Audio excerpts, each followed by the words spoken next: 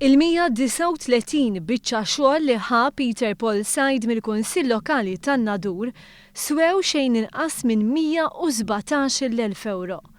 Peter Paul Said ħa dawn ix-xogħlijiet bejn Jannar 2013 u April li għadda, meta l-Kunsill Lokali tan-Nadur kien immexxi minn żewġ taħwa li huma ħutu Charles Said u Edward Said. Dawn kollha huma aħwa ta' Chris Said li hu wkoll kien sindku tan-Nadur.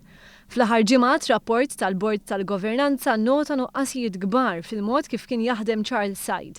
Iżda f'tarif esklusiv li ppubblika l-ġurnal Kulħadd jirriżulta li minn barra dan inġibdet l-attenzjoni li tista' ssir investigazzjoni ħafna aktar fil-fond dwar il-mod li bih l-eks sindku tan-Nadur Charles Said kien iqassam xogħol lil ħuh. Minn xejn il-ħadd filgħodu kienu żvelati dawn id-dettalji ġodda dwar kif tal-ganga jaħdmu fin-Nadur, iddomina skiet mill-Partit Nazzjonalista u l-protagonisti tal-każ infushom. Chris Said uża Facebook biex tkellem dwar kwistjonijiet oħra, iżda mhux din.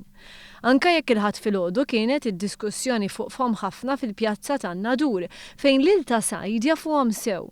Jirriżulta li jeżistu volumi ta' dokumentazzjoni dwar l-użu ħażin ta' fondi pubbliċi mill-Kunsill Lokali tan-Nadur.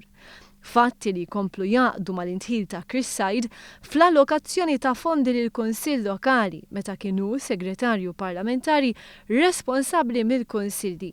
Intħil li ħareġ ċar f'investigazzjoni li ħejja l-Uffiċċju tal-Awditur Ġenerali u li ġabru f'kelma waħda: unwarranted.